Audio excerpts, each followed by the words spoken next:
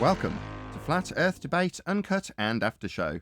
I'm your host Nathan Oakley, and if you are new to this channel or you've not done so already, then be sure to subscribe, hit the bell notification icon and join button if you'd like to become a Nathan Oakley 1980 channel member and keep up to date with the Flat Earth Debate. If you would like to support the channel, there is a super chat that runs alongside each of these shows while they premiere, and there's also a PayPal, Patreon, crypto and thanks button in the info box below the video. Speaking of Patreons, I'm going to do a quick shout out to all of you who do support me on Patreon. So, a massive shout out of thanks and appreciation to Rod, Twadwazzle, Jason Hornsby, Christoph Fournier, JMals24, Unamento, Iron26, Endless, Flat Earth Sage, Goldie McKinnon, Retro Bill, More Books, Cannabear, Fiber Oats, Bogey, Michael Kahn, John Kays, Patrick Gunnels, Banter, Will Brax, Mel B. Styles, Troy Shuker, Hairy Blade, Mobile Max 777, Neo the One, Rob W, Open Minded, Reese Pound, Del West Watson, Maria Neeland, Unbelievable Productions, Blue Ridge Ranger, The Real Gabster, Abraham Mohammed, Skeptic 936, Life is Short, Texas Mike, David Wayne Foster, and Dank. So another massive thank you to all of you for supporting me on Patreon. Now I will hand over to whoever is in Discord and Google so you can enjoy their dulcet tones while I set up for today's live show. Do you know the actor James Nesbitt? No. No? You should probably just Google a picture of him. Do you know John Hannah? No. Both English actors. No, I'm afraid not. Sorry. Oh, okay. Well, yeah, they look identical to me, and yeah, but they're both pretty famous English actors. You look like James Nesbitt, an English actor. No, James Nesbitt. I think it's James Nesbitt and John Hannah look extremely the same because I was looking for like some movies of him, and then I got confused with that person. It was like, hey, these guys look exactly the same. Okay. And what's relevant about this? Oh no! I was watching a show where a guy looked just like you, Nathan. Scottish, His not English. name. Anyway, Well, I wouldn't know the difference. outrageous. Okay, I see him. Four Weddings guy. Yeah, I do know he is, yeah. From Four Weddings and a Funeral. Okay, well, which one are you looking at, James Hey, guys. Nesbitt? No, the other one. Okay, now look at James Nesbitt, and they look identical. Yes, indeed.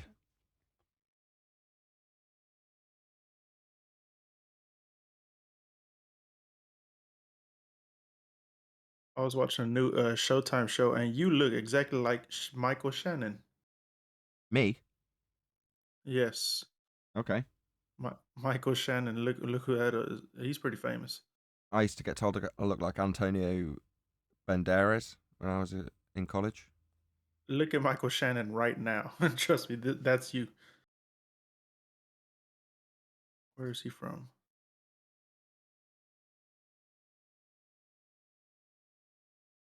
Oh, he's American.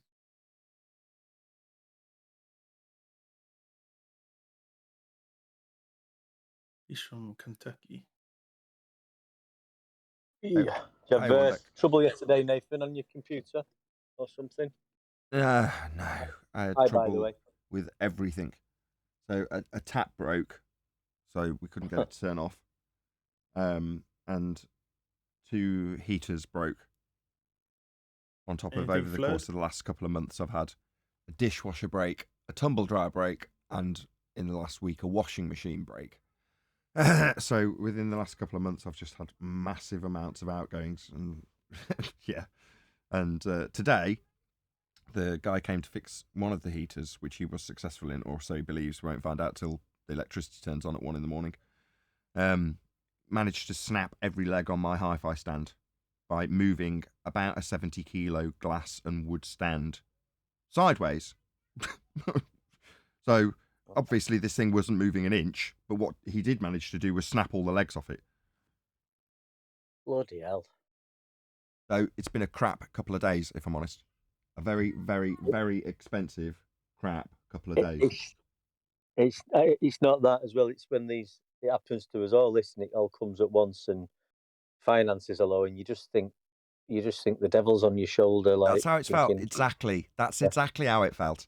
Because you like managed to scrape the bottom of the barrel and just keep going for this long, and then one after the next, white goods, and then white goods, and then more white goods, and then taps, and you're like, oh, it's all stressful stuff. Having no heating and water. You don't think it'll be stressful? I'd be all right. Put a coat on. No, it's not like that. Especially with 2 kids running around. So it's been absolutely miserable. Anyway, I won't moan. Yeah. Everything is cold. Like the desk, you touch everything, everything's cold.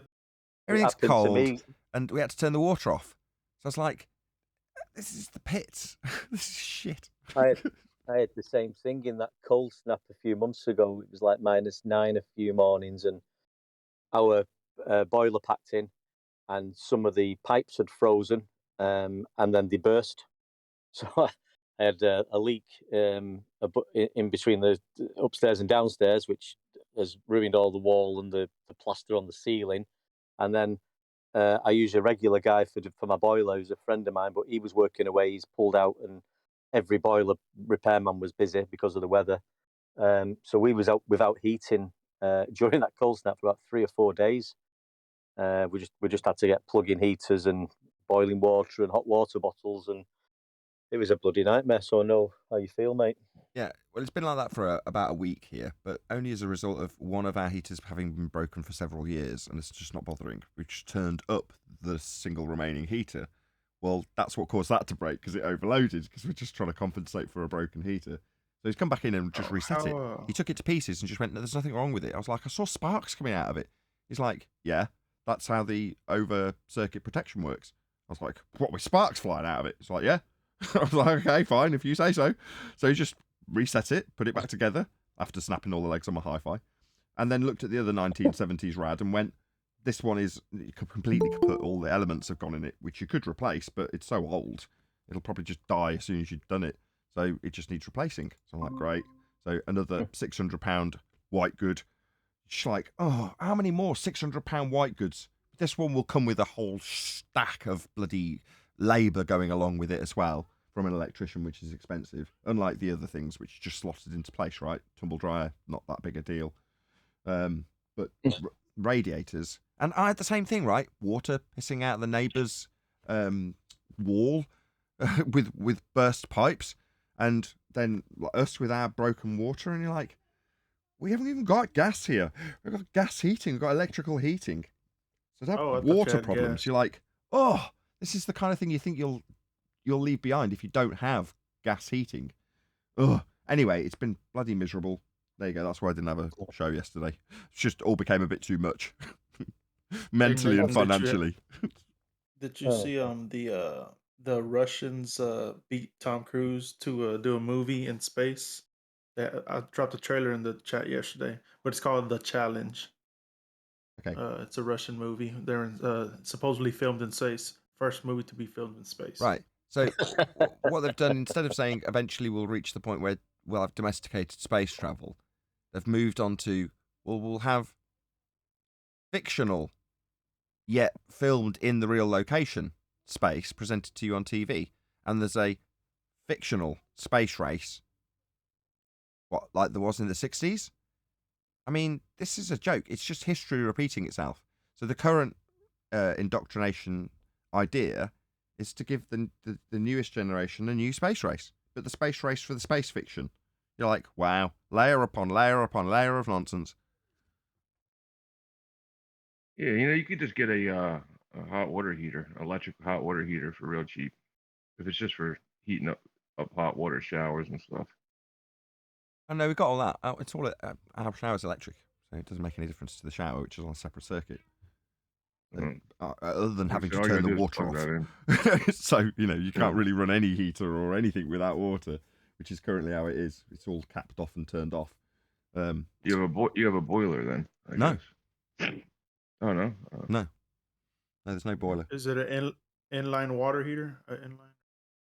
Just a storage heater. It just takes electricity on a separate circuit that gives it electricity during the night when electricity's cheaper. And then over the day, it lets it out through the bricks. They're just like big bricks that just store heat, and then it just slowly lets it out throughout the day.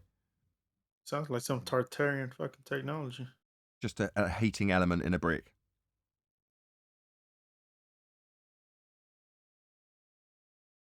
very, very crude. Soon be spring. Yeah, can't come soon enough, I tell you. How cold does it get over there? Pretty cold. We're at -9 this winter, which was Mine pretty is cold. 9. I'd kill myself. I'd just shoot myself up. Yeah. Winters are miserable in this country, right? It's very, very, very dark, and it's very, very, very cold often. So yes, like I any can just imagine any everyone place. everyone just turns into Edgar Allan Poe over there. Well, You it just does don't see affect anybody. me, It's actually. it's always dark, so you get very little. Obviously between the equinoxes, you're getting less and less light, and then more and more light. Don't get me wrong, but for the most part, it's dark. So at the moment, I will do my thing in the morning. I normally do it in the kitchen because that's where the sun's coming through, and then by the time I've started my show, yes, that's the amount of daylight I'll get, because by the time I finish the show, it's dark. So I'm starting now, and you will say good morning to me, right? But by the time this show is And it finished, gets it is dark? nighttime here. That is retarded. Well, it's just you don't get much sunlight in winter here, so everyone gets a It bit does sad. get you down. It does There we get you down. Yeah, I get like that. I do. It does affects people more than us, but I really feel it. I do feel a little bit down, and because I'm getting up early to go to work and it's dark, and then I'm driving around a little bit in the day and doing jobs, and then the time I get home and have something to eat, and it's dark again. Then I'm going to bed. It's just like No you wonder you just guys are so pale. and then. But Yeah. now I can see now. You can see now that the as it's coming up towards spring, it's the sunrise is it's still a little bit chilly in the mornings, but you can feel it's coming, and you're just like, come on, baby. Yeah, I've been looking for the daffodils with my kids, so I take them out for a walk, and what we do is go to certain spots, and we're like, when will the daffodils come? And then literally 2 days ago, we went out, and on the graveyard, there was daffodils coming through, and not only that, they had like a little prayer area, and in the prayer area they had these little pots with bulbs in them. But what they'd done is they'd instead of planting the bulbs, they'd just sort of nestled them in the soil 1/4 of an inch, so that you could see the bulb developing. And it was just fantastic. I got to show my kids Oh, all just by coincidence. They were all at different stages. So from the very first, not doing anything bulb, all the way through to a flower growing out of the top of it, and then an actual flower growing out on the graveyard. So it's like, look, this is how it develops, and this is what it does, and you can see every stage of it. And it was just awesome. And it's like, spring's here, great! Finally seen daffodils coming through. Because that's, as far as I'm concerned, there's potentially one more cold snap. That's it. Then it's spring.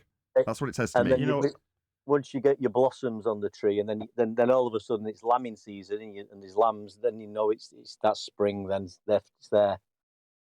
That's You know brilliant. what's weird about you guys? I didn't know that your houses aren't built to dispel heat. Is made to keep heat in, right? And Absolutely. over here, So here I over have here. triple glazing, and everything's triple insulated. Everything's really thick walls.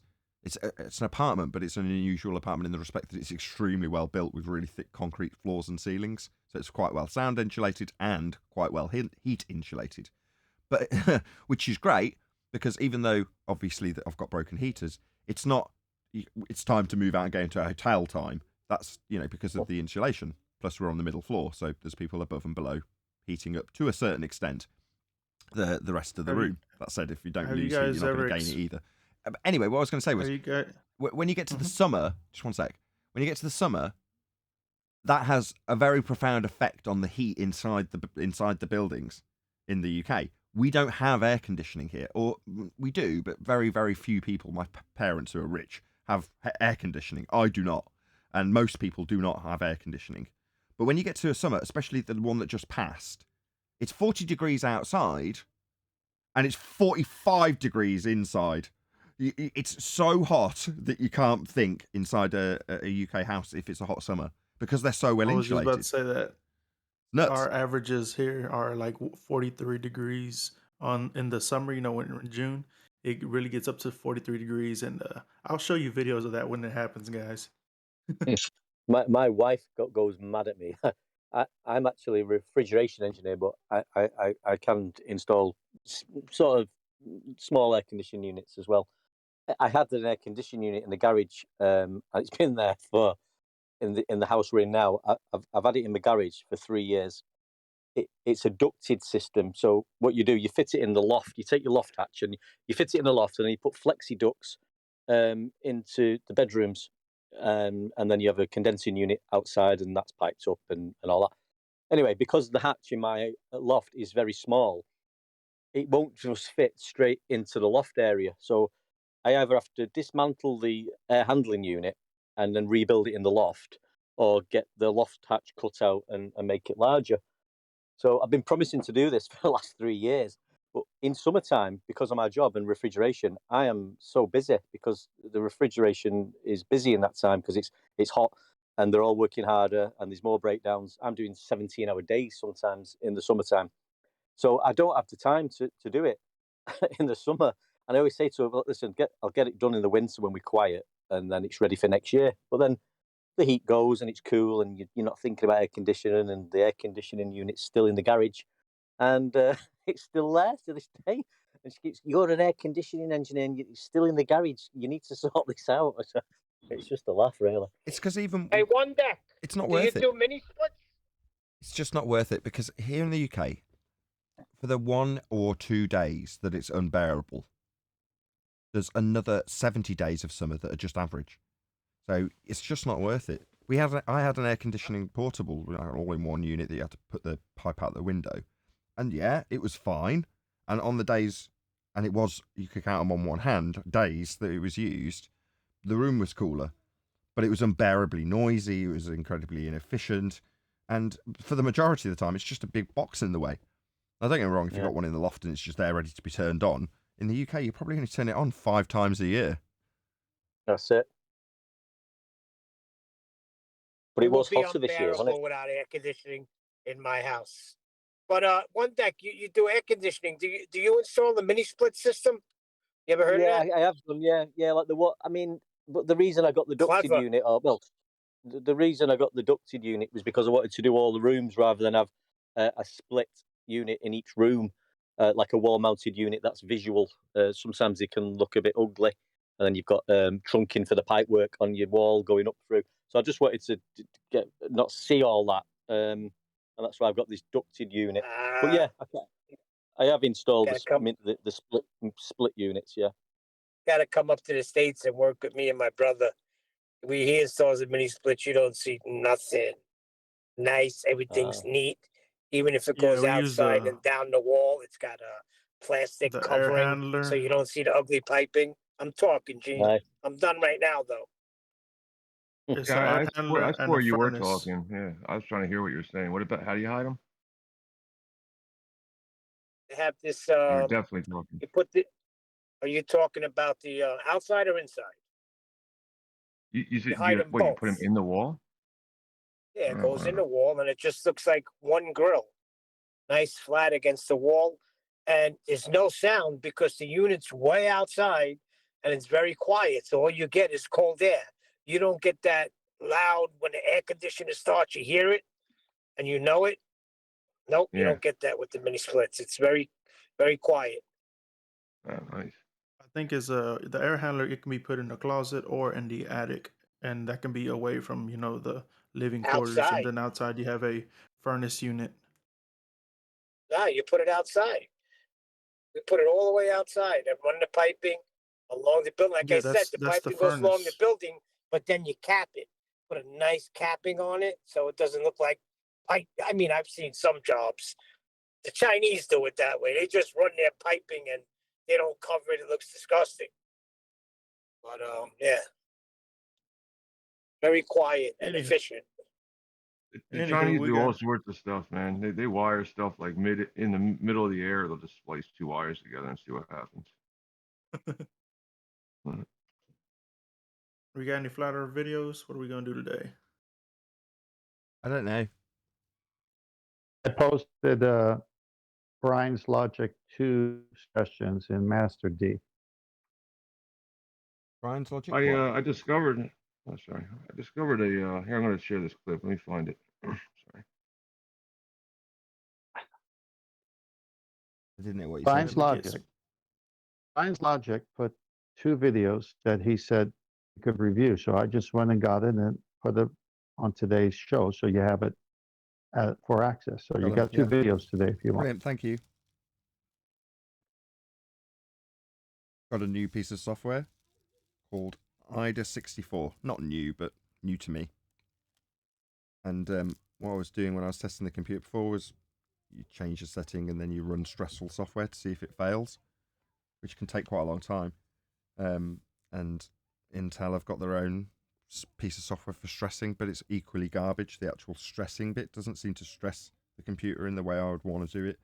Anyway, this IDA64 piece of software, now that the computer's all working, I thought, all right, I'll do what I'd do or would have done 6 months ago when I first got it, had it all been stable, which is just, you know, dial it in really nicely, get it really low voltages for the most output and all the rest of it. So I did that, and admittedly, it's still tedious by most people's standards, sort of sitting in front of an hour worth of test and then changing something and then doing another hour worth of test. Most people would think that's tedious, but by comparison to 4 hours, which is how long it would take on Intel XTU, only to then make a change and then do another 4 hours of testing, you know, because I'm testing for long-term stability. But anyway, I rattled my way through that in about 3 days with IDA. It's about a $40 piece of software, and it would stress the computer once you made a change, and within an hour, so normally within 30 minutes to an hour, unless there was something severely wrong, and then it'd be within 5 minutes, but within 30 minutes to an hour, it would fail, but not crash the computer, just crash the software, and put a big red flashing light on saying system instability. Wouldn't tell you what, but bearing in mind you should be only changing one thing as you're testing, right? So it can only be one thing that's gone wrong because you're only changing one thing. So that's what I did. I rattled through it.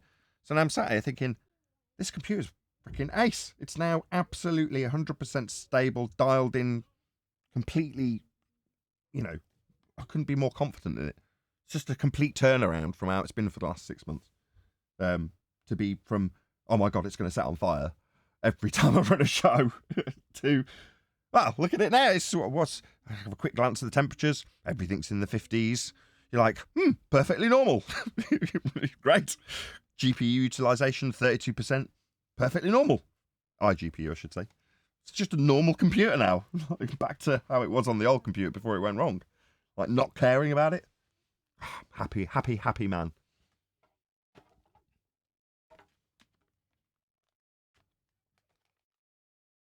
And I can tell you're all keen to hear it. No, that's great. I'm keen. The reason I'm telling you is it's one less thing to stress about, as Gene asked right at the beginning, of whether or not I was, you know, having a day off because of whatever. And it's like, well, no, I've got a load of crap on my plate at the moment. Stressful stuff, things breaking. It's nice that literally, and I'm not even joking, what was it that went wrong? Oh, yeah, the tap snapped. So just one sec. Middle of a sentence, hello.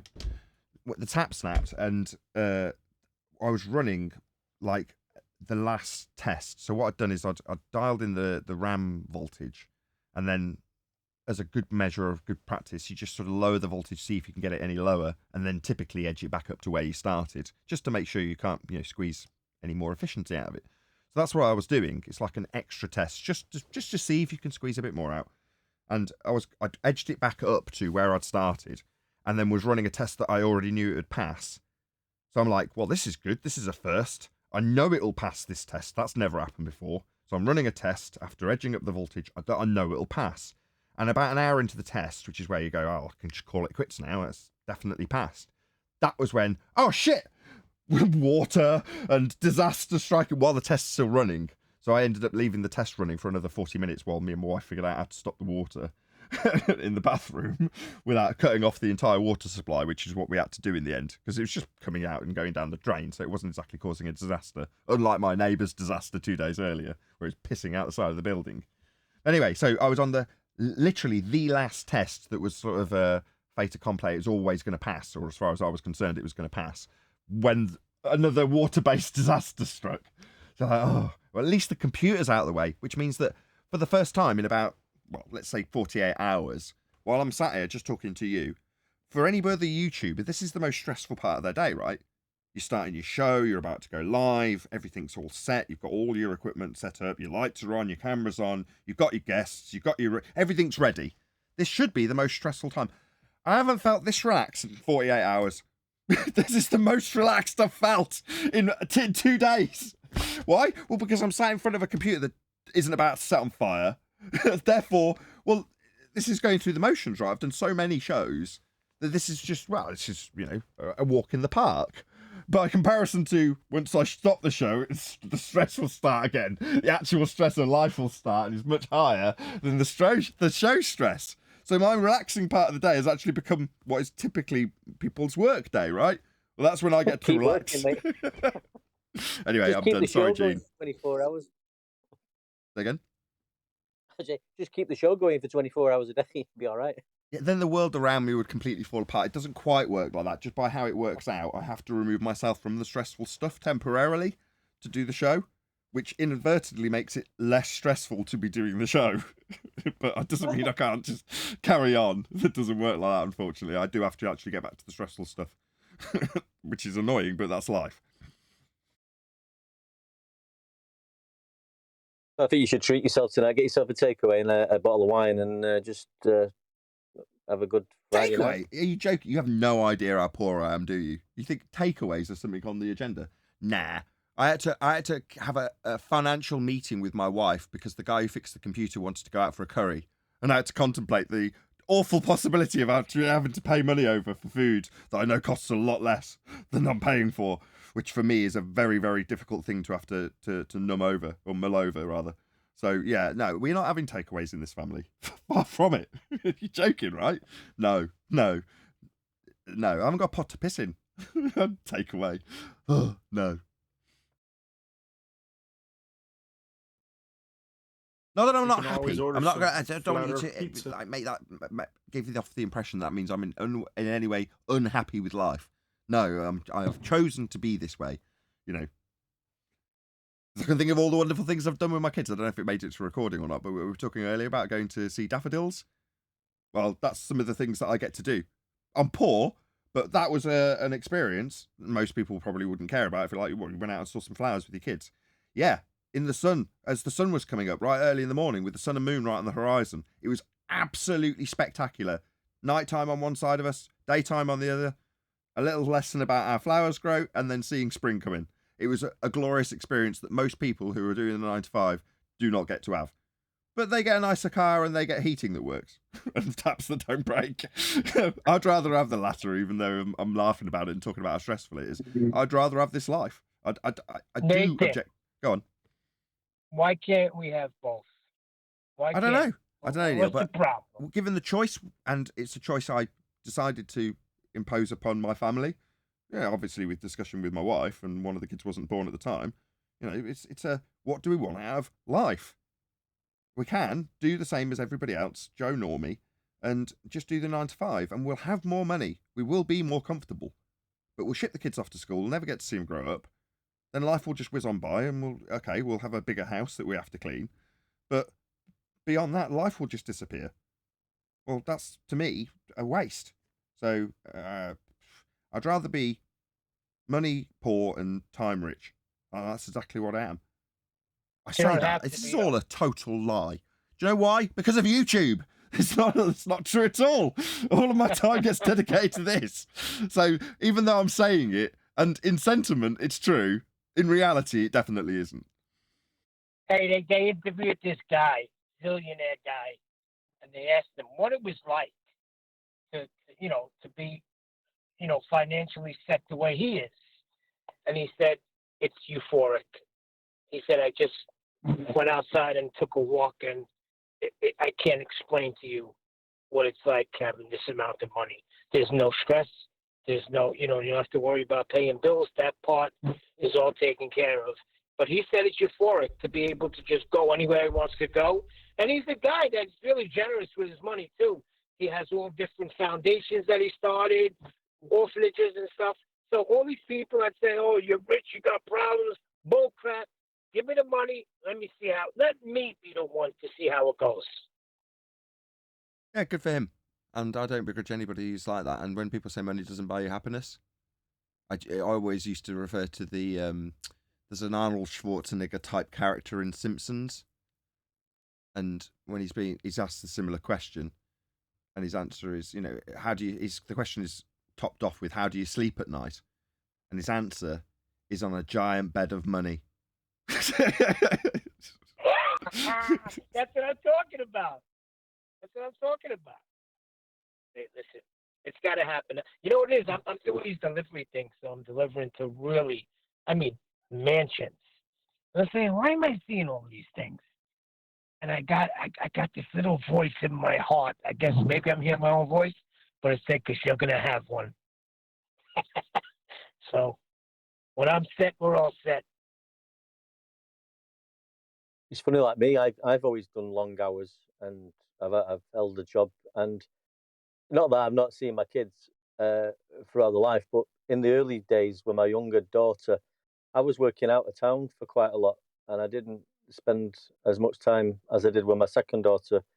And looking back, I regret that a little bit, but at the time, I had to do it, because that's the system I'm living in. I had to earn the money. I had to go away and work long hours. And to a certain extent, I still do that now. I do have time with the family, but I would like more time. Yeah. So, yeah, Exactly. The options are, moan and struggle to deal with your white goods problems, but have plenty of time with your kids, or work your ass off and then you can afford to buy a washing machine when the washing machine breaks, but you haven't got any time with your kids.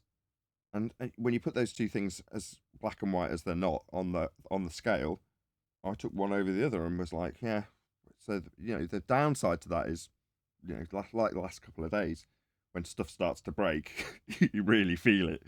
But that's just how it goes, isn't it? It's like, would I give up? Would I substitute the stress of dealing with water and electricity problems yesterday for not seeing my kids? I don't think I would. It's like, yeah, it's stressful. It's still stressful now and will be when the show ends. But still got my kids' smiling faces running around while the electrician was dealing with the heater. I was playing with my kids. It's like, listen, some people don't have the money to call the electrician, even have that option to weigh out. I mean, just be grateful that you even have that option to weigh. Exactly. That's exactly correct. Be grateful for small mercies in that regard, because when it comes to other people who are far worse off, I try to, exactly in a light of optimism, focus on the glass half full. We're actually very privileged. These are first world problems. Hey, they did. Some people, they were going crazy during that, that 2-year lockdown, whatever it was, because they couldn't ship their kids off to school. I'm hearing these stories. I'm like, wow. Yeah, I heard them all too. love having my kids around. Yep, I heard them too. I was like, okay, so you're telling me how big a trouble it is for you to home ed your kid? Yeah, I was already home educating this kid, this one, the eldest one at the time. It was up for discussion when this was being talked about. One thing I do remember just reminded me talking about on a giant bed of money, the Arnold Schwarzenegger character in Simpsons, was when, I don't know if he is still governor, but during COVID, I remember seeing a clip of Arnold Schwarzenegger sat with a cigar in a jacuzzi, appealing to people how hard it was going to be being locked down. And I felt physically sick with him sat in his jacuzzi, telling the world how hard it's going to be. And we must all suffer this together. With you sat in your jacuzzi doing this. Do you not realise how distasteful this is? Clearly not.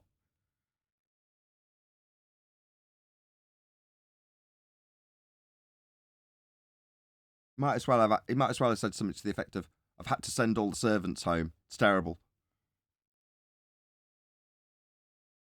I sometimes find as well, I don't know why this is. I've always got a little bit of spare money for repairs and stuff like that, but a lot of the time I find that if something goes wrong for whatever reason, something always sort of turns up.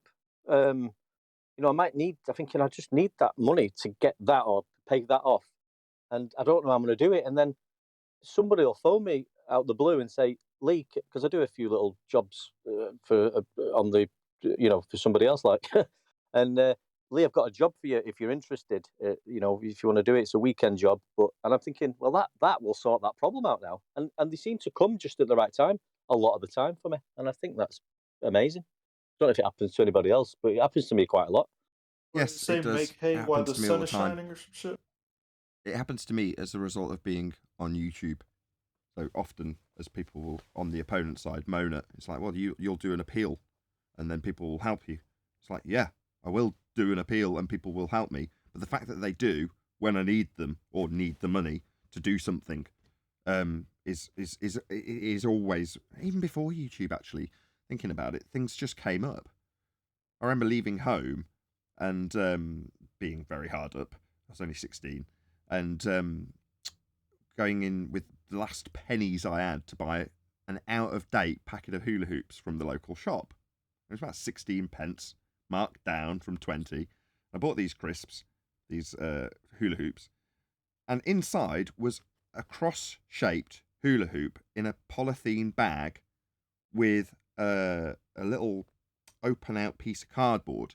And inside it said, "You are the lucky winner of the hula hoop cross shape." I'm like, what the fuck? You've won $5,000. Back when it was a lot of money in 1996. And I was like, what? just dropped on my lap. Just almost as soon as I'd left home, I'd suddenly got $5,000. I got my first car and managed to pay the rent and, sort all my bills out. Fix the roof that one of my mates had destroyed. All these things just went away instantly with $5,000. But from a less than 20 pence packet of out of date hula hoops. I've had it. Yeah, but you had to go. But you had to go through hoops to get there. That's brilliant. I've had it on. I've had it on lower scales as well. Like, I mean, I've got a work van, so sometimes there's crap all over it, and I tidy it up now and again, but things fall out your pockets, and there's pens and pads sometimes, and screwdrivers, blah, blah, blah, blah. Sometimes I don't, for whatever reason, I think I've come out without my money or something like that, and I need to do something. I think, God, if I just had a couple of quid, or I just need £2 or £3, and then I'll just go in the back of my van where my tools are and have a shuffle around, and there's £2 coins. What, for the fruity, like? Pardon? Nothing. I said for the fruity. For the fruity? Fruit machine. No, but I mean, I've needed £2 or £3 sometimes, and it's just I've just have a shuffle around thinking, if I could just find £2 in this van or it's stuck behind the chair or down the side. I've pulled my van seats out where the jack is and the wheel thing, and there's £2 coins just staring at me in the face because I needed them. Through your wife's handbag, and there they were, just in her purse, sitting there. Yeah, sounds like success is like a mindset, in my opinion. It seems I also hear the story very often, the opposite story. It's the more money, more problem story, where it's like, okay, as soon as I get money, something breaks. Yeah, sure. Yeah, you know what just happened?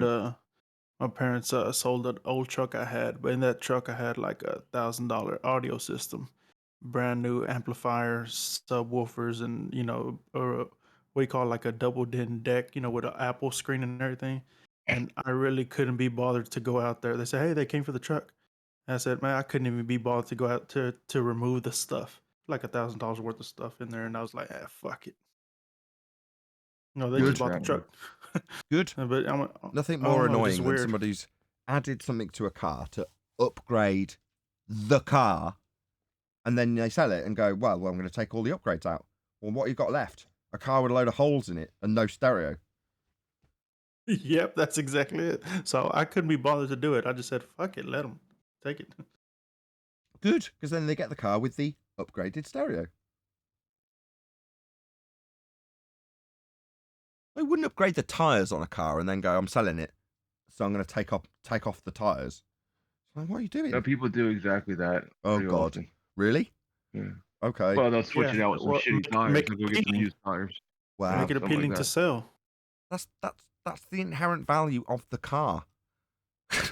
Right? I've upgraded the stereo. So therefore, better value for the car. Does it add any value? No. Does it make it more saleable? Yeah. Does it make it less saleable and less value if you remove it? Yeah, absolutely. But people do. They rip out all sorts of stuff from cars that are being sold. And you're like, well, I don't want it anymore because it's got no stereo. What you wanted to keep your Grand Sport stereo. Why did you put it in the car and sell it? Yeah, this guy knew that he just came for the damn truck. They were going to take it to Mexico. It was going to go work on a farm somewhere, but he didn't know anything about the $1,000 sound system it had inside. So that's a nice bonus for him, Absolutely, that's what you want on the farm, listening to your tunes. Sounds ace. His neighbors are gonna hear him for sure. Love it. I never did the whole car audio thing because I didn't want the car to rattle. Partly why I wanted a Lexus, because they're all soundproofed and they put a good stereo in as standard. I got a Lexus. It's amazing. It has an airbag seats, man. Airbag seats. Stereo, and it's just fantastic. Am I not?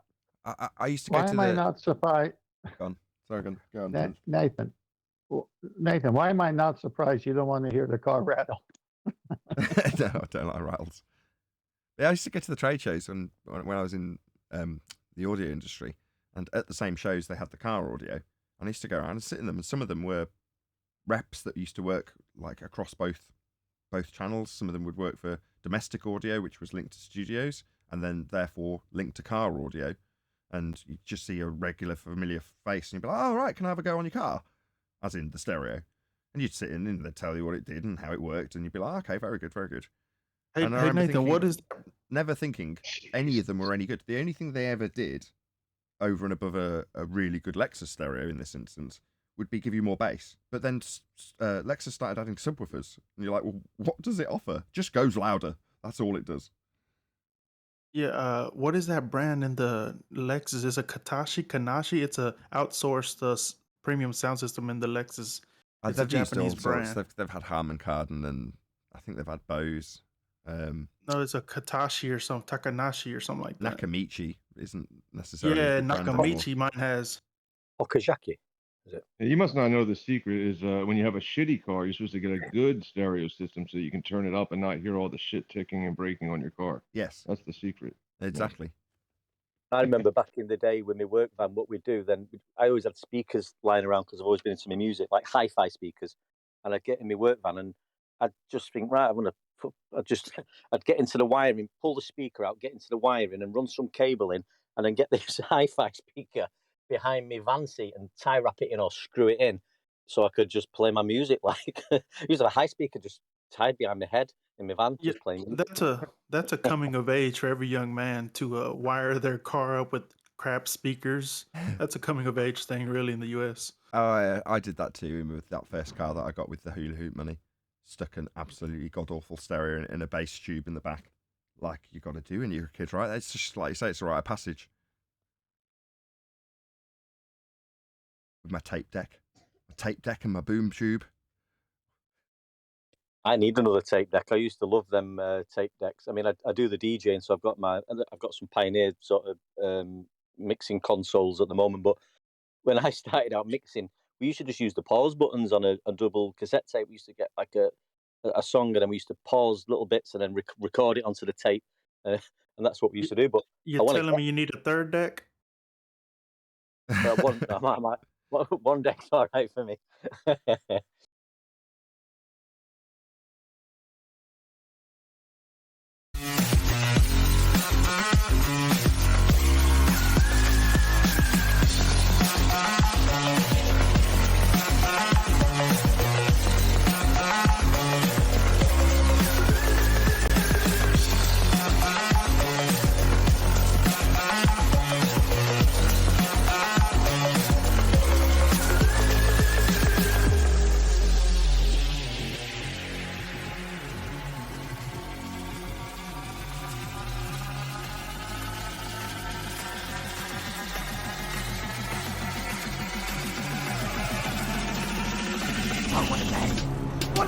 Welcome to Flat Earth Debate Live.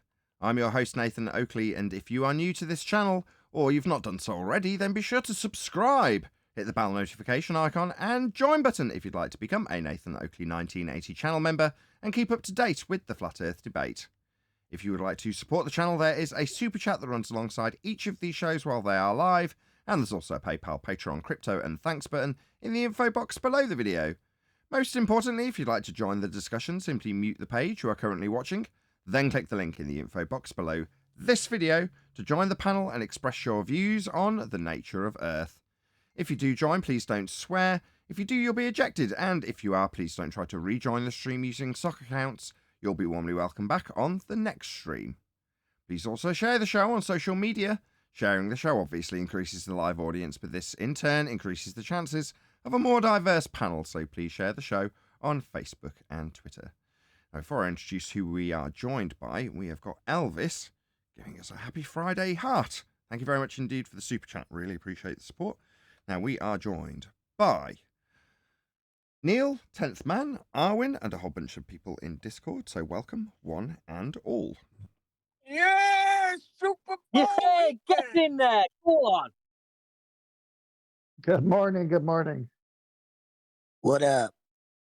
Good morning. So the warm-up was not in the least bit flat Earth related. So in the pre-show, if you remember, you've just had to endure us talking about air conditioning units, computers, a whole raft of other stuff that probably won't interest Rich me. people. Again?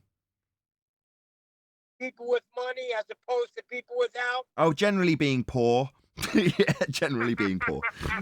So that's what we discussed in the pre-show. So it's not like you're not. No, let's balance it out. You're time rich. I'm time rich and cash poor. Smash the super chat to support this channel.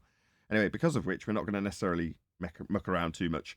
We're going to go straight to the video that we're going to cover today after a couple of housekeeping questions. So, any evidence of the R value? That's Earth radius.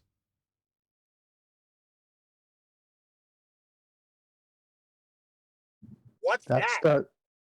That's the question we're asking, isn't it? And they can't seem to give us any evidence. It exists in the calculation and in the Earth curve calculators, but the geometric horizon is invisible even to them. My brother said, "What's that?" when I told him. It's like, "What's that?" I never heard Earth radius. I didn't learn that in school. You're making it up. Yeah, the evidence they give you is all obtained from flat Earth elevation angles and calculations, and then they just rejig it all into a circumference value using trickery and wizardry. Yep. Okay, next. Any evidence of the distance to the sun? I'm not bothered how far away it is, to tell you the truth. Let's try that According one to more the time. school books, 93 million miles. And the distance to the sun measurement for 93 million miles would be acquired by what, Neil? That was the Venus thing. You can use Venus. You can use Venus. When Yeah, it's that's what they the did. longest elongation. Christian Huygens or something? Brado Baggins. R value. How do you use Venus? Well, we know when Venus is at its point of longest elongation, which is when it's basically, it will be at 90. It'll have a 90 degree. If you drew a line from Earth to Venus, Venus to the Sun, we use radar to work out that distance. We know the angle between the Sun and Venus, so it's a trigonometry from there, and we can find the distance to the Sun. Yeah. Okay, the angle. How's that measured? Sorry. The angle you mentioned. It's just the angle in from what we can see. It's just the angle between the Sun and the Venus in the sky. It's very easy. It's just a case of like pointing a telescope at the Sun, panning it across the Venus. You can measure that angle. Try and step back one step. There are other assumptions, though, aren't there? What is an angle? Angle. It's the measurement for the sort of separation between two lines, I guess. What kind of lines? You know what I mean. What kind of lines? Sorry? What kind of lines? Straight lines. Just not curved lines, then? What do you mean? No, obviously not curved lines. So it proves a flat Earth, then, these angle measurements. How? You can't get an elevation angle measurement for a curved surface. No. Just in the middle of answering you. Can... Excuse me. Did I not listen to every word you've just said? Yeah, well, go ahead. Okay. Don't need your permission. Shut up. Yeah, that proves a flat Earth. You can't get an elevation angle measurement from a curved surface. It's not an elevation angle. That's the second attempt. Excuse me, Triggered Fundy, who has... Excuse me, shut up. I'm not What part of stuttering wanker? Shut up. To say, Oi. You've misunderstood what I'm saying. Excuse me. I listened to you. Okay. Now we're getting to the part where your claim proves a flat Earth. This is the third attempt. Because I'm not talking about elevation angles. Stick yourself on mute. Can I have a second to just recap? Can you shut up? While I address what you've spouted, I listen to you. Now shut up. No, word. What's your malfunction? You haven't let me finish the sentence in 3 attempts, and you want to talk continually while I refute what you've said? Go on. I asked a question. What's your malfunction? That's not to do with what I've just said. I said we were looking at the sky. What is your malfunction? I haven't given you my response. I'm not inviting you to respond to what I've said and haven't managed to actually say in 3 attempts. I'm asking, given that I've made 3 attempts to refute what you've said and you haven't allowed me on 3 attempts, now you think it's your turn to still, even now. Shut up! I just said go ahead. You stupid retard. Shut up. Go on mute. What is your malfunction? This time it's rhetorical. Shut up. I will tell my audience what your malfunction is.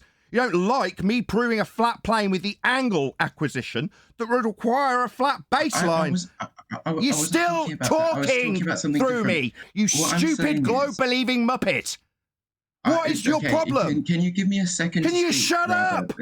I'm not. Look, you stuttering wanker. Now I've got to close the fucking line because this wanker who's got a globe belief literally cannot tolerate a single sentence in refutation of what he's claimed. He cannot shut up. Aye, man. Are you done, you stuttering, bumbling dickhead? Do you want? Do you understand what shut up means?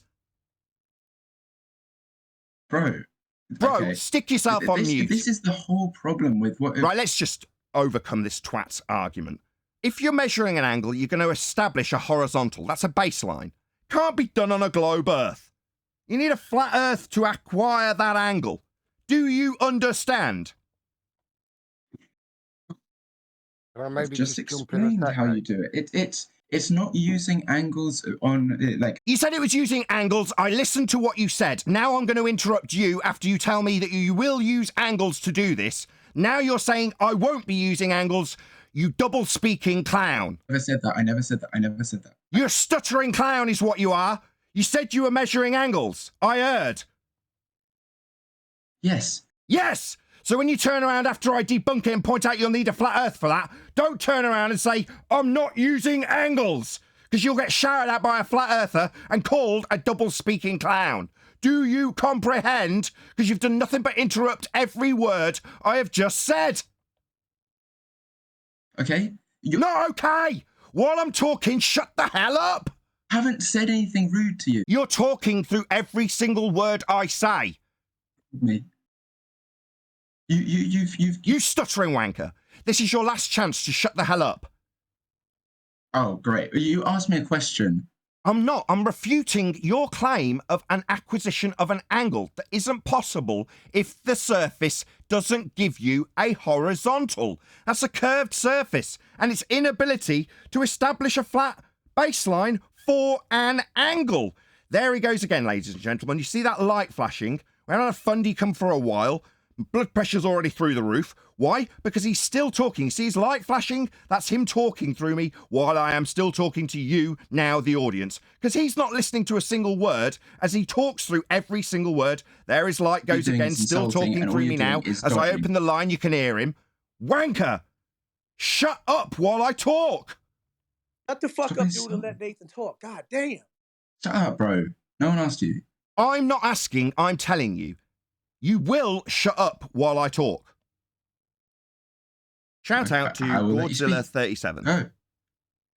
Sorry? For the love of Christ, you do not need to mutter permission for me on my own show to talk and shout out a super chat. You need to shut up.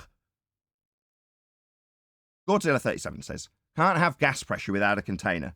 Can't have high blood pressure without a glober. Thank you very much for the super chat. Really appreciate it. This is less stressful than my last 48 hours, I can tell you that. What? Okay, whatever. You can have gas pressure next to the vacuum space. Sorry, vacuum the angle space isn't a vacuum in the angle. In the you just space. Proved Earth is flat. How do you acquire a horizontal baseline? Literally, you're still talking through me. Does the complete malfunction number 5. Can you let me speak for 5 seconds? Can you suck my cock for 5 minutes while you give me good eye contact? Presenting what I've just been saying. You have completely misrepresented what I've said. If you listen to what I said for 5... So I don't need to hear you bumbling about how I've misrepresented you. You acquired an elevation angle measurement to a star. That required a flat baseline, a flat Earth. You proved a flat Earth. We're not moving on to gas pressure simply because a super chatter has paid me to read it out. That's got sod all to do with your claim of an angle that just proved a flat Earth. No, it doesn't prove a flat Earth whatsoever. We're talking about observations in the sky. It doesn't have to do with anything to do with the Earth. It doesn't have anything to do with it. You can take a flat Earth, you can take a round Earth, you will get the same observation. You asked, how do we measure the distance to the sun? How do you measure an angle off a curved Earth? No. How? Yes. How do you, the one claiming this, measure an angle from a curved surface? You tell me. The angular separation between two faraway objects. And how did you acquire the angle in the first instance? You can be in outer space. You can be in anywhere to measure the angular separation. I heard you the first 5 times you made the claim. Then I pointed out that to acquire the angle required you establish a baseline. You haven't responded to me. You've just repeated the claim 5 times. No, I haven't. How do you establish a baseline off a curved surface? It's got nothing to do with the shape of the Earth. Stuttering wanker, it's got everything to do with it. You're measuring an angle. So you're going to establish a baseline to do so. You don't know what you're talking about, clearly, or you'd understand my question. Okay, ask the question. You haven't. What's a baseline? Ask the question. What is a baseline? What are you asking? What a baseline is? Are you deaf? What? A baseline is. 3rd time. Baseline, underlying thing, whatever. Yeah. So you don't know, in regards to measuring angles to stars, what a baseline is? Okay. No, that is a no, not an okay. It's a no. You don't know what you're talking about. What? Yeah, what? You don't know what a baseline is in respect to measuring angles to stars.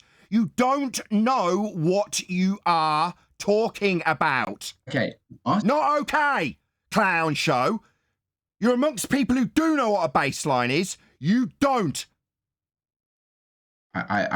You're a stuttering idiot who thinks you can come here and start telling me about globe proof with angle measurements to stars that prove Earth is flat. I didn't say that was globe proof. You're stuttering a lot. Look, stuttering idiot, you need to shut up while I talk. You proved the flat Earth. In order to measure this angle, you had to horizontally establish a baseline, not a curved line.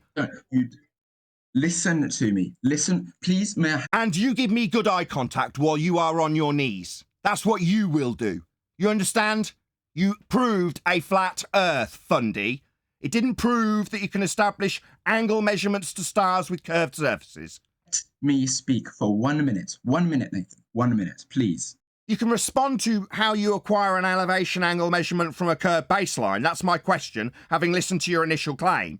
You haven't responded to my rebuttal.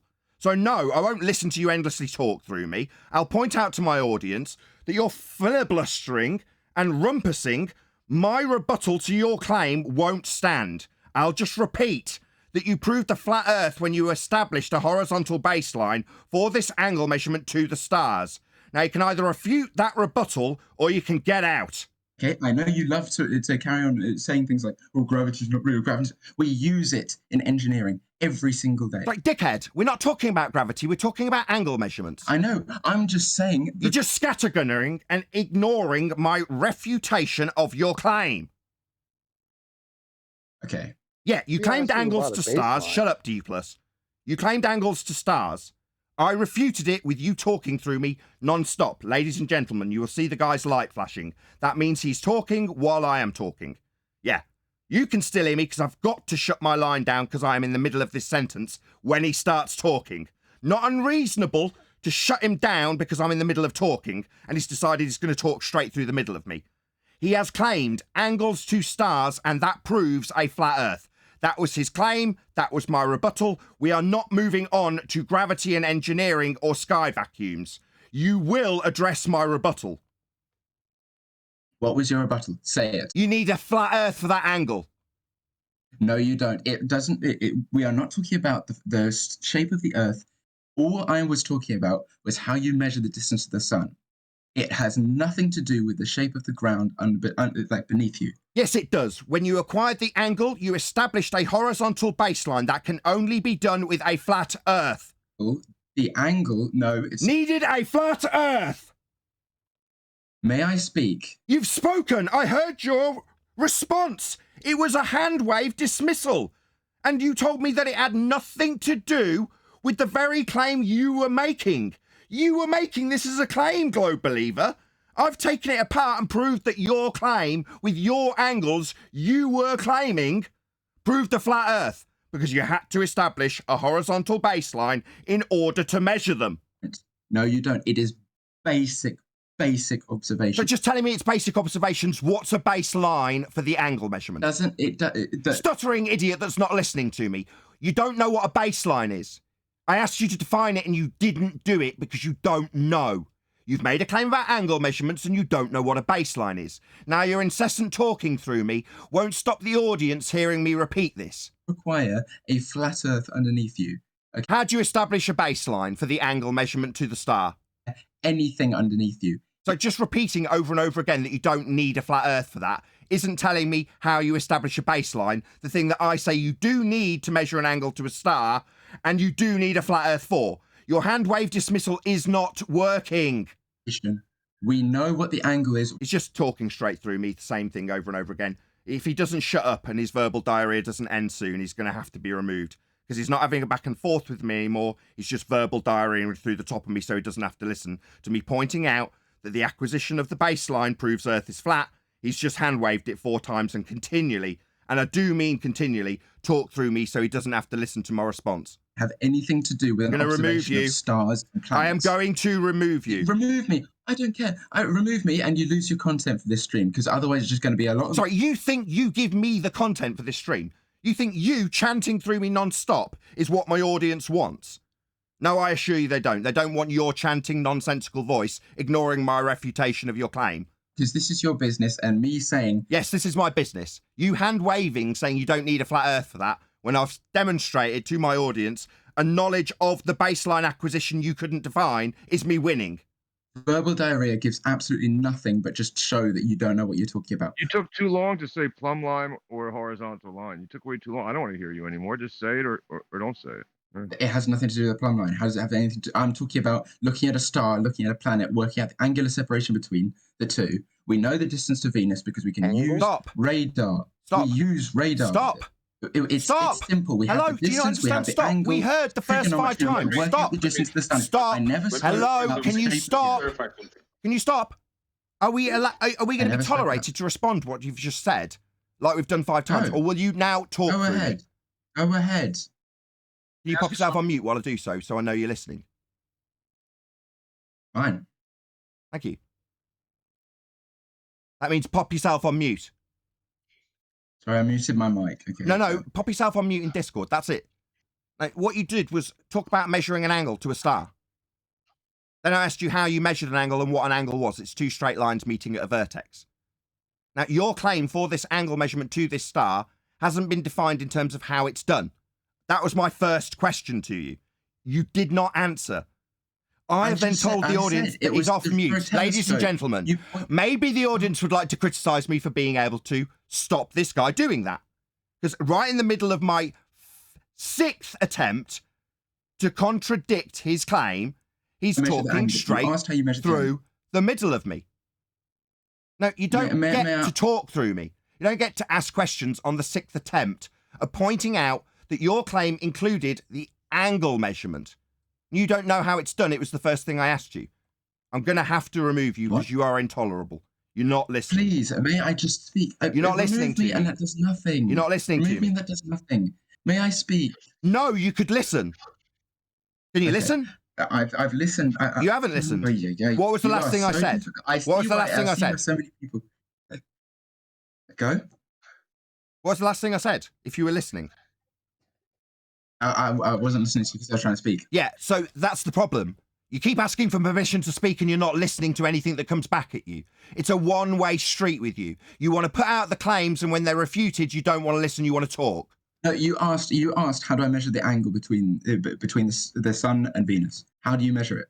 You use a telescope, or you use a pointing device where you can have the sun directly in its line of sight, move it to Venus, have that directly in its line of sight. The angle at which that telescope or that device has moved will give you the angle. That's how you measure the angle. Okay, thank you. Thank you. I heard you, and now you need to stop talking. Okay, I heard. He's going to keep on the verbal diarrhea non-stop. No one's going to get to refute that. Sorry. Okay. Are you under the misapprehension that a telescope is an angle measuring device?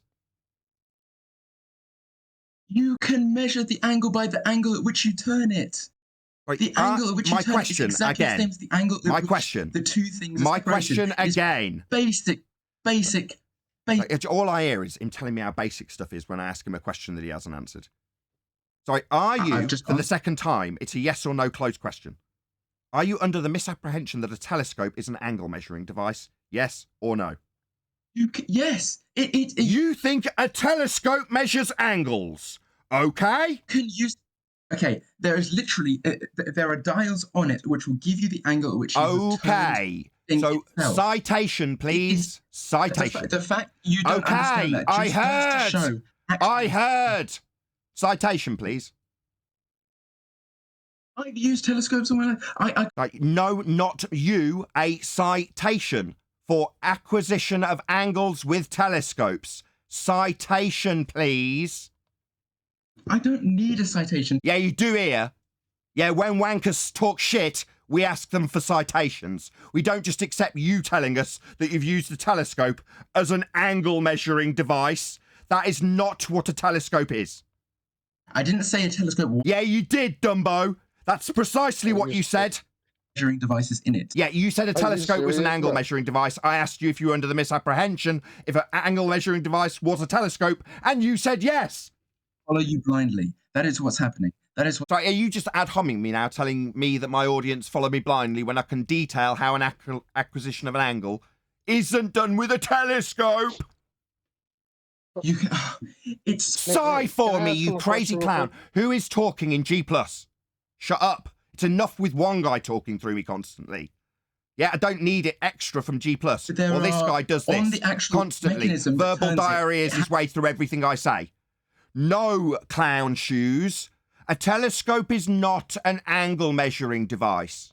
It's not an angle measuring device. That's correct. You said it was and you got the angle with it because you're an idiot.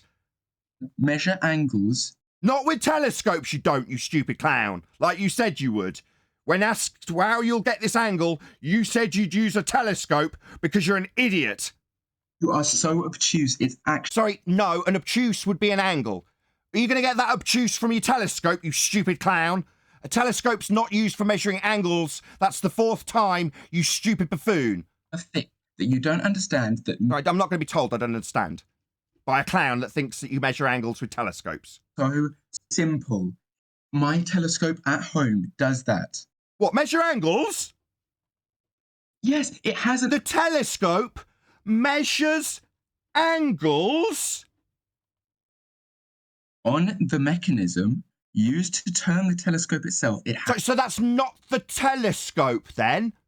So not the telescope. You're telling me that there's a piece of equipment you mount the telescope to that has angle measuring capabilities? What? You're telling me that you mount the telescope to a piece of equipment like an... No, the telescope... I haven't finished my sentence, you intolerable prick! You said you... Don't just stutter your way through the rest of it, you stupid clown. Yeah, that means shut up while I finish my sentence. Stop calling me a clown. Yeah, you are a clown. You've told the audience that you think telescopes measure angles. Then you've gone on to detail an equatorial mount, correct?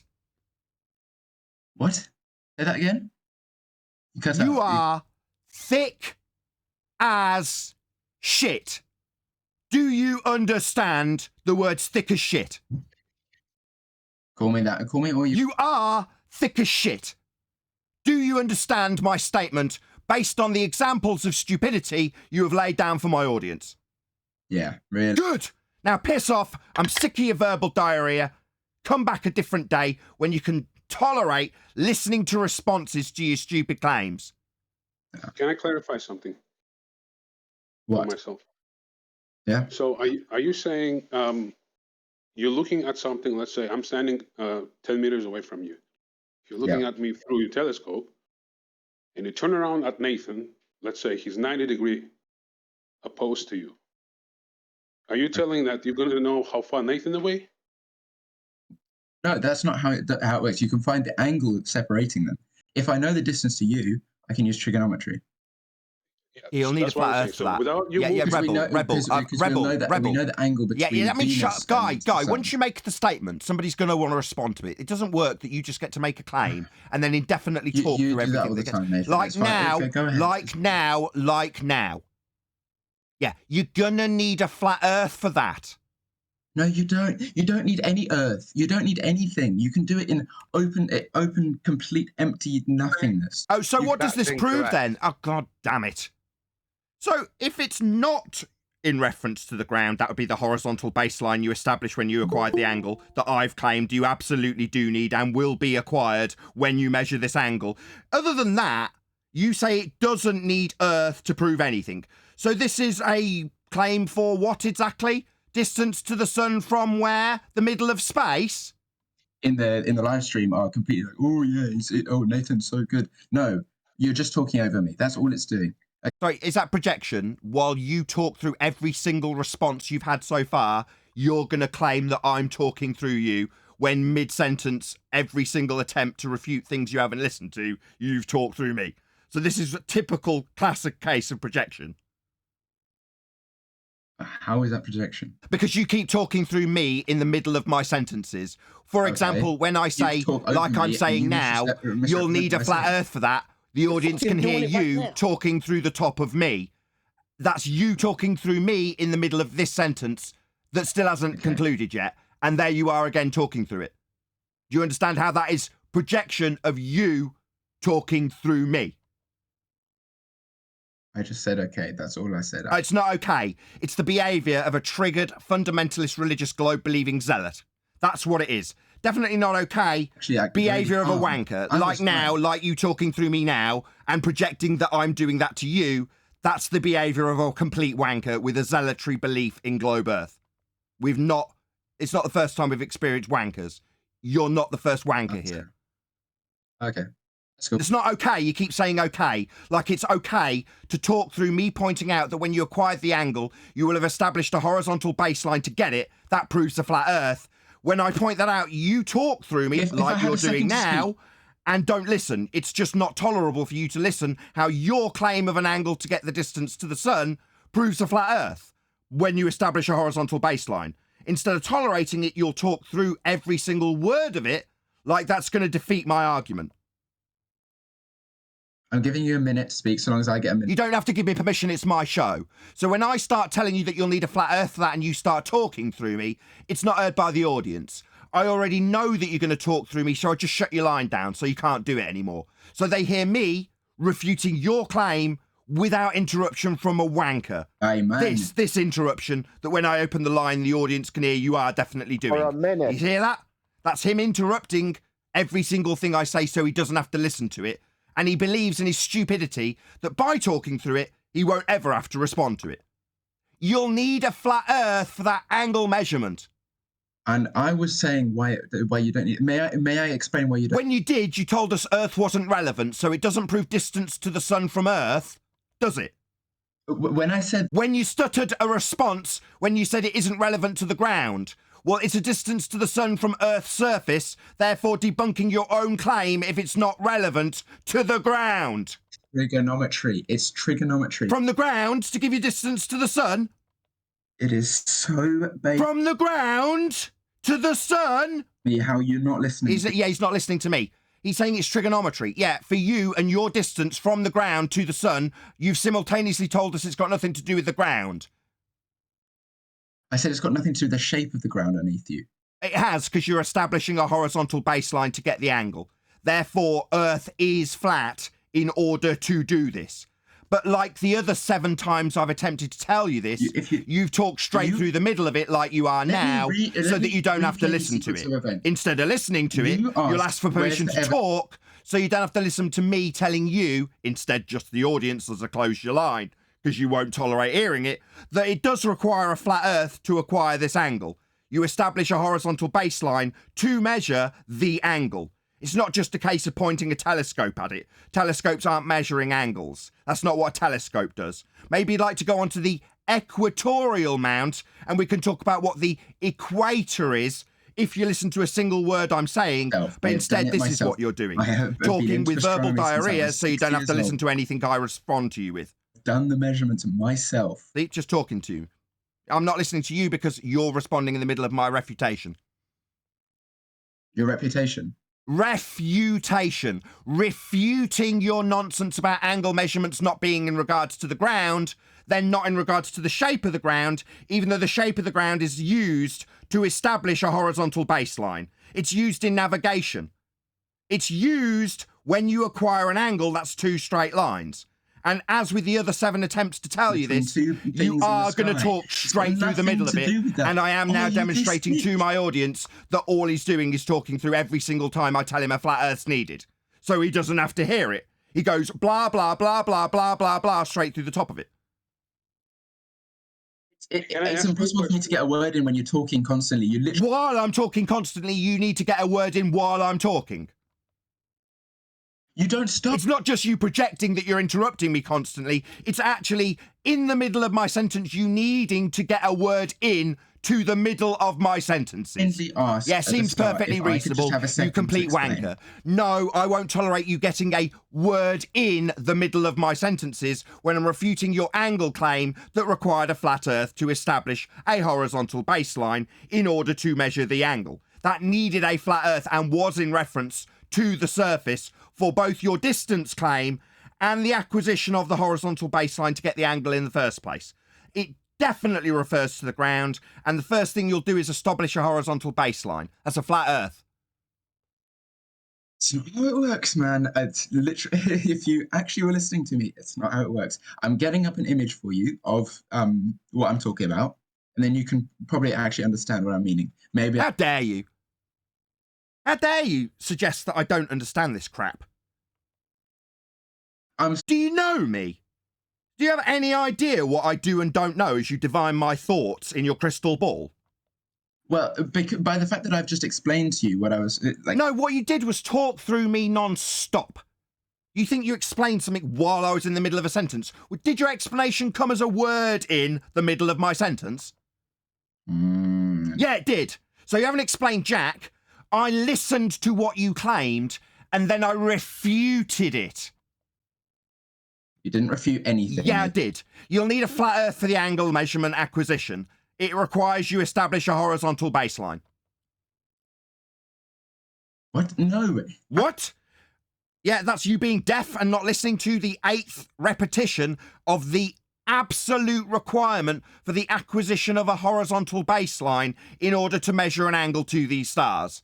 You absolutely unequivocally will require Earth to be flat to measure this angle after you establish a horizontal baseline. You don't need a horizontal ground underneath you. Stop trying to get me to, like... So that's a hand wave dismissal. No, you won't need a horizontal ground beneath you. Stop trying to get me to... No. That hand wave dismissal followed by ad hominem won't cut it. You need to detail why you don't need one by detailing what you do to establish that angle measurement. And it isn't pointing a telescope at the stars. You've already attempted to overcome this once. I'm looking up an image to show what I'm talking about. What tool do you use to measure angles to stars? It's not a telescope. Anything that you can turn.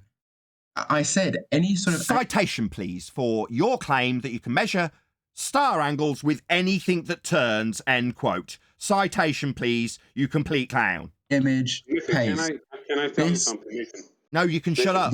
No, you can shut up while you're making things worse, Rebel. I've just sent an image in the chat. I'm trying to clarify. You can shut up. What part of you can shut up? Don't you understand, Rebel? When you were frustrated with your globe believer, would it have been helpful if I started chatting as well? No. Just shut up. I'm trying to clarify something. You could after the 5th time of me telling you to shut up. Or you could just shut up. or you can just let me help you guys. Or you could continually do this, Rebel. 6th time. Just Rebel, shut also, up. sorry, I told you to shut up earlier. That was rude of me. I didn't mean to. Sorry. You don't get to tell anyone to shut up here. You're just a clown who thinks telescopes measure angles. So, no, you won't be giving anybody permission to do anything here, Clown Shoes. You think angles are required by telescopes. Oh. Yeah, oh, yeah, you are that thick. That's correct. That is what you said. Then we got onto the mounting system. That would be an equatorial mount. We still haven't progressed beyond that. That knowledge I had of the mounting system for the telescope, not the telescope. You didn't understand that. Maybe we'd like to detail what an equatorial mount is, something that you clearly know all about. An equatorial mount is literally just a mount for a telescope. Really? You can move. Oh, right. What does the equatorial bit mean? It uses angles. Well, oh, right. So you understand that. So you've just disproven my yourself. friend, I'm in the middle of refuting something that you've just spoken about. This would be me talking while you're talking again. Maybe you'd like to project how you need to get a word in the middle of my sentence. Yeah, I'm leading you in regards to the equatorial mount you didn't know about, and I specifically detailed when you told us angles come from telescopes. Just shut up, sit down, and understand that that term you didn't use and I did is going to get discussed by me and not you, while you shut up and listen, if you can tolerate it. Sorry that I didn't know. Yeah, just don't be sorry. Just shut up. Go on mute. Okay, I'll go on mute as long as you let me speak on. Good dog. While I detail that the equatorial mount is a concept that's come from the equatorial plane because of the angle measurements to the stars. Yeah, they're done off the equatorial plane. That's a flat surface. There he goes again, ladies and gentlemen. Maybe it's my mute button that's causing this problem, with him talking through the middle of my explanation of the flat Earth required for this concept called the equator and the equatorial plane that will be used to measure the angles to the stars. That's right, you need a flat plane to do that. And has he listened to a single word to make this a reasonable back and forth discussion with me, the knowledgeable one, being listened to? No! It's him verbal diarrheaing through the top of every word I've said. So he doesn't have to respond to it after it's been stated. Maybe he'll tell me that he's given explanations with his word in the middle of my sentence about the equatorial plane he's going to ignore now. Equatorial plane, my friend. Forget an equatorial mount. This is what you need. You need a Sorry, I didn't ask that. I pointed out how the concept of the equator has come from angle measurement capable planes. That's the equatorial plane. I'm not asking you to ignore it and hand wave it when I've detailed to my audience that you talking through it doesn't justify ignoring it. I'll just keep repeating it while you attempt to move on. My audience knows I've said it. You don't, because you think talking through it will mean you don't have to respond to it. That doesn't work I'm explaining that you don't need an equatorial mount. I'm explaining that you just need a protractor and a... So why a protractor? You just need a telescope. Oh, a protractor, an angle measuring device. Yes. Yes. So you can measure the angle which you turn your telescope, and that will be the angle of separation between the sun and Venus. And because you will be pointing from one to moving to pointer to the other. I understand. I heard. I know what a protractor is. You can shut up after you've made your claim. So do you just hold the protractor any which way you like? Do you just hold it in any old orientation? I haven't finished my question. Before I've even finished the question, this intolerable globe-believing muppet has to interject. You done? Yes. Can you hold the protractor any old way you like? No, you have to put it at the center of where you are, like the pivot point for where you're turning the telescope, and that will give you the angular separation between the sun and Venus, because you'll be pointing at the sun, move it, turn to Venus. Because it's at the pivot point, it will give you the angle from where you started to the angle to where you finished. 7 times. I heard 7 times. It doesn't. Excuse me. So you have to level the mount. What? Every time I point out with that basic general description of how this is done, I get a, what? You are thick as shit. You haven't got the slightest idea what you're talking about. In order to use this mount, you have to level it. What do you mean level it? How does that have anything to do with anything? What? Establishing a horizontal baseline? The thing I've said about 8 times? You can have... Sorry, why are you talking through me? You've asked me what it has to do with it. I'm telling you, and before I get through the third word, you're talking. Go ahead. You don't need permission, you stupid clown. I need you to shut your mouth and listen while I say, establishing a horizontal baseline? What's that got to do with the ground? Yeah. You can have... Yeah. Suck my balls. That's establishing the ground as flat. You can have... Yeah, I can establish the ground as flat. It's called a horizontal baseline. I've mentioned it 10 times. And all you've done is talk through it and hand wave it. Yeah, that proves Earth's flat. I didn't hand wave. I didn't do... Yeah, you did. Now you're telling me how you didn't hand wave. As I tell you, it proves Earth's flat. All you're doing is telling me what you haven't done in unreasonable discussion. I don't care how unreasonable you've been. The audience heard me pointing out how the acquisition of a horizontal baseline requires a flat Earth. Oh, my Lord. Is that your rebuttal? Oh, my Lord. Is that as good as you've got when you can't talk through it? No, it's because this is the 5th time we've had to say this, okay? If you take any sort of ground that you put in your tripod on, there you go. That doesn't mean that the Earth is flat. It just means the ground... So will a curved ground give you a horizontal baseline? The Earth is so huge. So will a curved ground give you a horizontal baseline? The base area, or the area of the base of the tripod is so small compared to the surface area of the Earth that the curvature experience is so negligible that that you don't need to count it in this equation. Oh, really? Is that so? So you're telling me that when you actually use stars for practically navigating with them, you don't establish a horizontal baseline? You don't. You can have...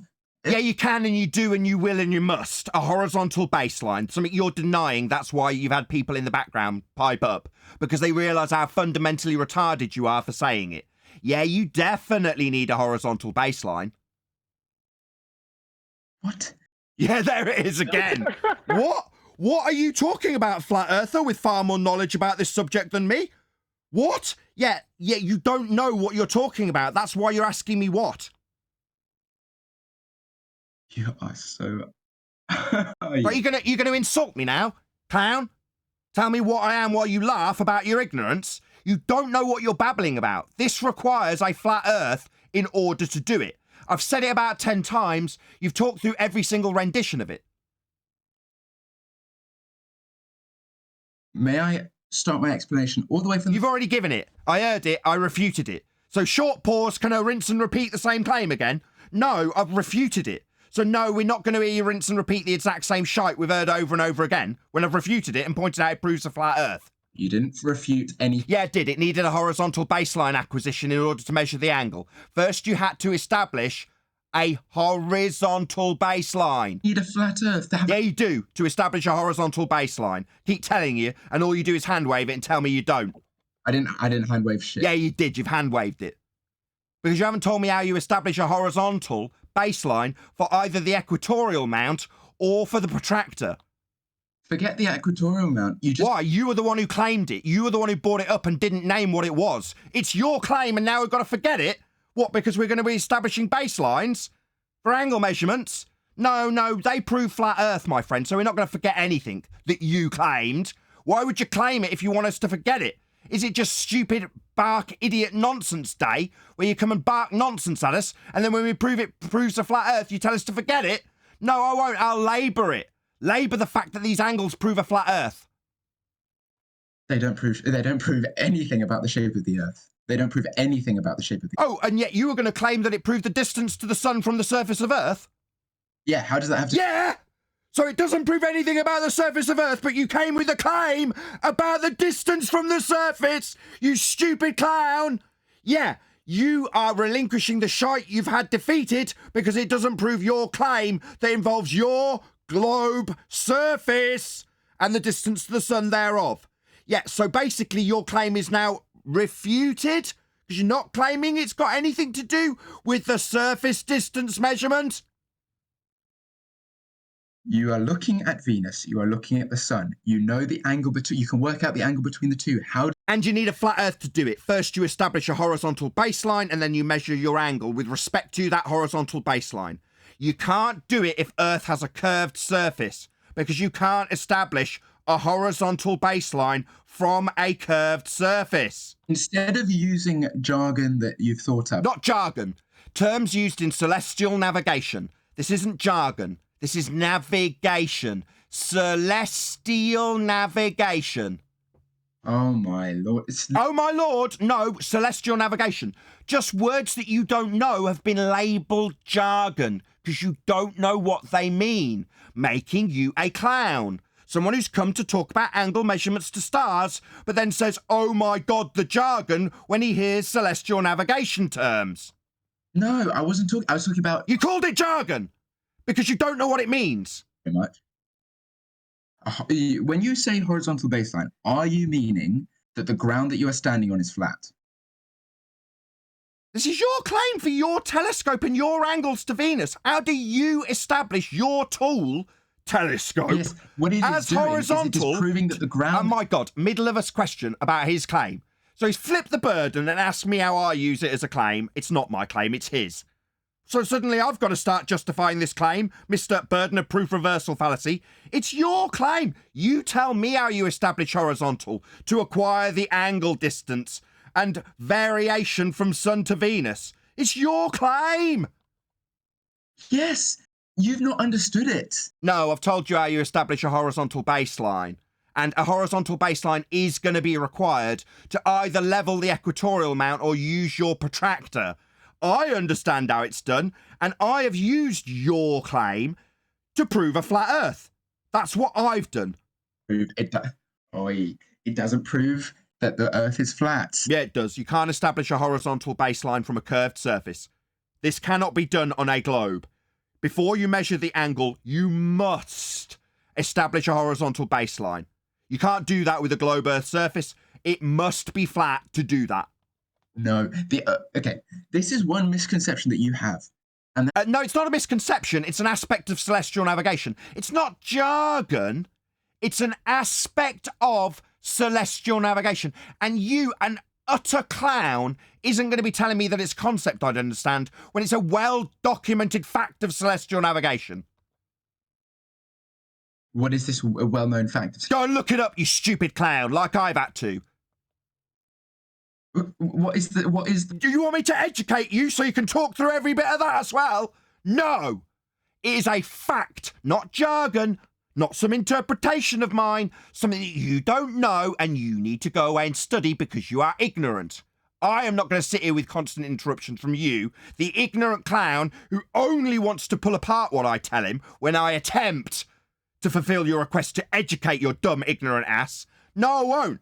What I'll tell you is it is, and anybody can double-check, a fact that you will establish a horizontal baseline to perform angle measurements to stars, and it is used today in celestial navigation. It does require Earth to be flat, regardless of the conceptual use of an equatorial plane or the acquisition of a horizontal baseline with the use of the horizon, all of which requires Earth to be flat, none of which you understand, and I'm damn well not going to be interrupted constantly while I fulfill your request to educate your ignorant ass about these things. Bugger off and learn it yourself, you stupid ignorant idiot.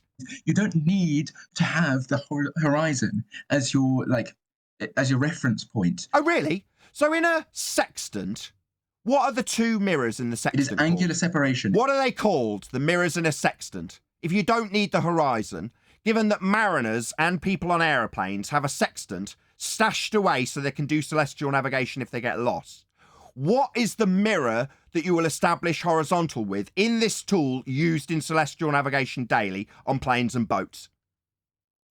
Oh, it is looking at the sky, man. It's looking at the horizon. The mirror you didn't know the name of is the horizon mirror. How? Sorry, you're going to ask me a question, Dumbo, who's just said you don't need the horizon? You don't need the horizon. Given that the plane that's in the sky above your head right now has got a sextant on board with a horizon mirror in it, you don't think that you need the horizon? Sextant. So you're just talking through me. Ladies and gentlemen, I give you Globe Earth Wanker talking through every word that refutes his stupid nonsense. He said you don't need the horizon. I'm pointing out that sextants have a horizon mirror on it, and it is absolutely how you establish horizontal with that tool. No. Yes! Not no hand wave. Yes. Fact of celestial navigation you don't know. No, sorry. I'd read a message in the Discord chat. And I don't give a shit what you've read in Discord chat. The tool used for establishing a horizontal baseline is a sextant. It has a horizon mirror. It's a labelled part of the tool. You're telling my audience you don't need the horizon, and this process has a tool with the words horizon mirror printed on it. Yes, you do need the horizon. No, you don't. You have a telescope. You have a protractor. You have a fiducial marker. We know the distance to Venus using radar when it's at greatest elongation. Greatest elongation means that the angle between Venus and the sun and Venus and us is a right angle, which means that there will be a right angle triangle between formed. us. Sorry, just 1 second. You said it had nothing to do with the ground. It has nothing to do with the ground. It has absolutely. So it's not the angle between Venus and us, then. No. Let me post in the Let me just point out what a double-speaking, contradictory, fundamentalist religious zealot you are. When your argument loses and I point out it requires a flat Earth, you tell us it has nothing to do with the ground. Now you've rinsed and repeated back to it does have everything to do with the ground, because you're going to use Kepler's third law of interplanetary motion and its scaling values and a superimposition of that R value for Earth onto Venus to give you scaling values, to give you the claimed radar timing distances, to tell your audience that you know how far it is when you get a return signal in the predetermined Kepler-based orbital motion scaling values, but only if you use Christian Huygens' superimposition of R onto Venus. That's how you'll get it in your radar timings. So I can undo every word of your nonsense claim based on your requirement not only for a horizon to acquire R, so that you can impose it onto Venus when you use Kepler's orbital motion. So no, you don't know the distance based on radar return. You'd have to have the values confirmed for the R value to get those timings. And you don't have them, we have debunked them. The R value measurement came from a value using the horizon also, something you say isn't necessary. Well, the radar timing distances have got R in the maths, so you absolutely require the horizon for that timing also. You don't need an R value. You don't need a horizon. Yes, you do. It's in Kepler's third law, and it's superimposed onto Venus by Christian Huygens. No, it's not Kepler. Yes, it is! Don't hand-wave what I absolutely know to be true in heliocentric nonsense. We use radar. You use R for the timings for the radar. No. Yes. Your scaling distances and values to predict how long the radar return will be uses R. Can I refute what you just said? It's a fact. The timing values used for your claimed radar are superimposed based on Kepler's third law of interplanetary motion and Christian Huygens using the R value to give you the scaling distances to know the presupposed timings of the radar return. That is a fact. What? No. What? Yeah, you don't know your own bloody heliocentric claim. This is a fact. You need R to give you the presupposed return value timings. That's a fact. Doesn't do anything other than just show that you don't know what you're talking about. When you have... Suck my balls, tell me I don't know what I'm talking about. I've given you a detailed rendition of how you got those timing values for that radar. You've ignored every word of it and talked through every word of it and then just said I don't understand. What a bloody outrage. Yes, I do understand. And not only understand how they got the values, how they got the scales, who gave them you, why they gave them you, and the end purpose they were trying to achieve by doing it. It wasn't anything to do with radar return signals and everything to do with when Easter would fall. That's why all of these scaling values have been applied, as he talks through me again. Why don't you go learn? What? Yeah, what a crazy notion that you should go away and learn the crap you're spurting out. That's all you're doing. You're just spurting crap all over us. You haven't got a clue about your religion. You don't know about any of this stuff, and you feel the need to talk constantly while people try and educate you on it. Who's Christian Huygens? Uh-oh. What? Are you asking me? Are you asking, Who is Christian Huygens? Huygens and Huygens principles are like used fundamentally in physics. For? Like he was a physicist. Huygens. No, he fucking wasn't. What did he do? You don't know. What did he do? You say it's used all the time. It was to do with Huygens principles were to do with Doppler shift. It was to do with angular. It was to do with with light, where you have a object moving away from you. There will be blue shift rather. When they're moving towards you, it's red shift. You can work that. You can look using. Even when it's like when you have an ambulance coming towards you, you have the sound. You don't have to dumb down Doppler. You understand what Doppler is here, Dumbo? Yeah, what did he do in regards to this specific return signal from radar? Where does Christian Huygens come in? I've detailed it 3 times. It has slight distortion because Venus is moving away from us. What does Huygens have to do with the return signal for radar? 3rd time. It's slightly distorted. It's slightly longer because Venus is moving away from us. Are you having a fucking laugh? Okay. Is that what you think? Explain to me why I'm... Sorry. Let me get this straight. Let me get this straight. You think Venus is subject to the Doppler effect? Is that correct? Because it's moving away from us. So you think Venus is moving away from us? Yes, when it's rotating, when it's going around the sun, it's moving faster than us. Right. You are the dumbest glober to come here.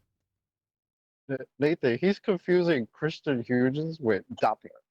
You understand it? Two different. That is right? true. Huygens' principle is he had diffraction. He was diffraction, wasn't he? It was where you have 4th time. Light as fourth time asking the dumb globe believer. In regards to your claim of a return signal for radar, where does Huygens come in? Do you understand my question? Not random things that Huygens did. I just want to clarify. My God, you dumb shit. You need to shut up. You need to shut up and listen to the end of the question, you dumb shit. Huygens' principle was that every point on the wavefront is its new... He's just going to waffle through the top of me indefinitely. Start at the beginning. Won't listen. 5th attempt. Go. Where does Huygens come into your claim of the return signal for radar? Do you know, yes or no? Don't just spew stuff about Huygens. I got muddled up with Doppler, so I'm sorry, first of all. I got muddled up with Doppler. Huygens' principle, I don't know how it applies. I haven't researched that. Dumb shit. Go away and learn your own fucking religion then, you stupid clown. Do you know now why I'm calling you a dumb clown who doesn't know anything? Huygens' principle... Don't spout out stuff about Huygens' principle. We don't want to know. We understand how this is directly related to the radar signal return value. We know, you don't. It's so negligible. Oh, my... So what is negligible? The association with Huygens in your claim you don't know? No, it's fundamental to the claim you've made. I understand the claim you've made. I understand it from top to bottom and the history of it. You haven't got the slightest idea and started talking about Doppler. Because you are thick. I'm thick, am I? Yes! Without question. You are stupid and ignorant, not only of flat Earth, but of your own stupid religious belief in a globe. You haven't got the slightest idea about any of the things you're talking about. You've got a vague notion of them all, making you a very dangerous man. Seriously, I am thick when I got straight A stars in my... Yes, you are thick. Don't appeal to your education in terms of what you got with a comprehensive exam at the end of it. That doesn't make you bright. No, but you said I was... Yeah, no, it doesn't make you bright. You are still demonstrably stupid. You've come here and demonstrated that to my audience. I hope you're proud. Really? So... Yes, really! I asked you how Huygens had anything to do with the return radar signal, and you didn't know. I had detailed it 4 times prior to asking you, but because Nathan, like now, you couldn't shut your mouth and listen, you didn't hear 4 times me repeating precisely what Christian Huygens had to do with it. Literally, you're so dumb that even having been told what Christian Huygens had to do with it, you still couldn't repeat it 2 minutes later, because instead of flapping your gums, yeah, that's what you were doing. You weren't listening. I told you what he had to do with it. And even now you're still talking. That's the sign of somebody very ignorant. Somebody that doesn't understand when they should be listening. They think it's their turn to get a word in, end quote. No, dumb shit. You needed to be listening to me. Because now, embarrassingly, I've told you 4 times what Christian Huygens had to do with your claim of radar return, and you couldn't repeat what I said. And then you appealed to your comprehensive exam results. So what, you're really good at comprehending what Christian Huygens did? Is this you being good at getting A stars in comprehension?